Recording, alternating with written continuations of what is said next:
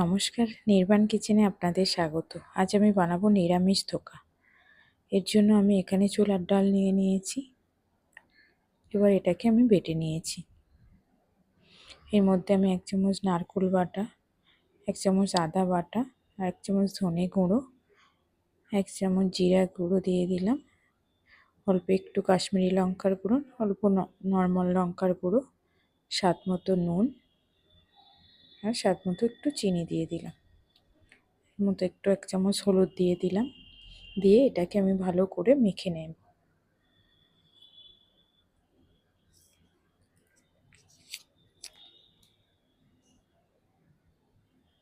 এটাকে আমি মেখে নিয়েছি। এবার আমি কড়াইতে তেল দিয়ে দিলাম। দিয়ে এখানে আমি টুকরো করা আলুগুলোকে ভেজে তুলে নেব। আলুগুলোকে আমি একটু ঢেকে দিলাম এখানে, যাতে আলুগুলো একটু মোটামুটি সেদ্ধ হয়ে যায়। দেখুন আলুগুলো কিন্তু 70% সেদ্ধ হয়ে গেছে। এটাকে আমি হালকা করে ভেজে আমি তুলে নেব।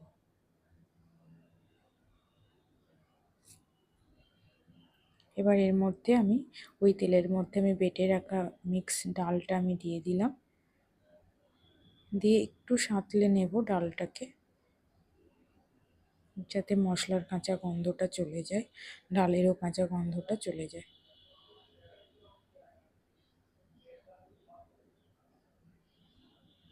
এটা কিন্তু খুব বেশি টাইট করবেন না, একটু হালকা নরম নরম থাকবে, তখনই কিন্তু নামিয়ে নেবেন।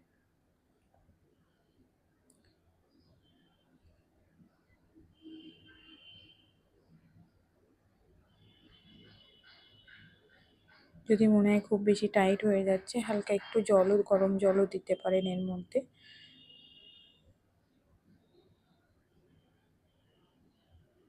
দেখুন ডালটা পুরো সাঁতাল হয়ে গেছে, মিক্স হয়ে গেছে, মশলার ডালের কালারটাও চেঞ্জ হয়ে গেছে।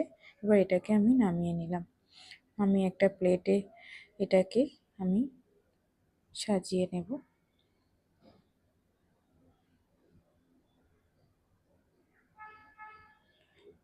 এবার এটাকে আমি পিস পিস করে কেটে নেব।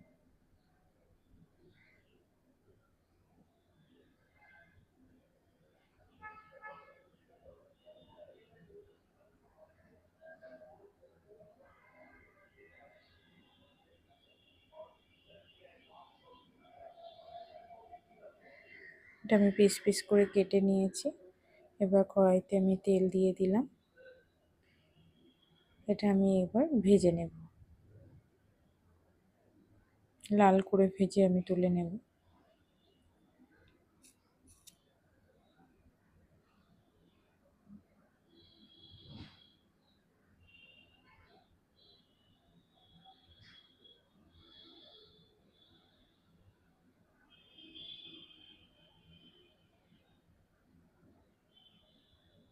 দেখুন ভাজা হয়ে গেছে। এবার আমি এটাকে নামিয়ে নেব।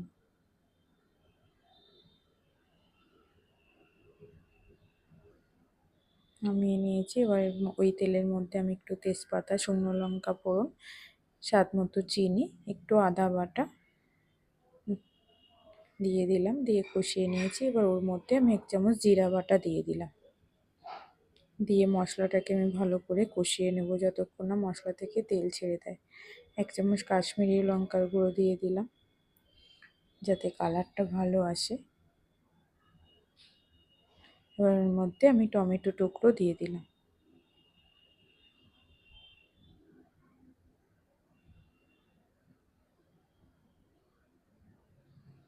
এবার আলুগুলোকে দিয়ে ভালো করে আমি কষিয়ে নেব।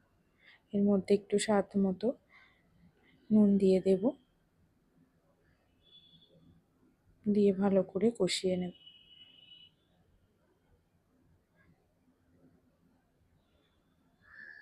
কষানো হয়ে গেছে। এটাও আমি পরিমাণ মতো জল দিয়ে দিলাম। জলটা একটু বেশি দেবেন। আলুগুলো সেদ্ধ হলে তারপরে কিন্তু এখানে ধোকাগুলো দিয়ে একটু ফুটিয়ে নেবে, ঝোলটা টেনে নেবে। এর মধ্যে আমি গরম মশলার গুঁড়ো দিয়ে দিলাম আর 1 চামচ ঘি দিয়ে দিলাম। ঠিক নামানোর আগে এবার এটা কিন্তু হয়ে গেছে। এটাকে আমি নামিয়ে নেব। দেখুন রেডি হয়ে গেছে নিরামিষ ধোকা।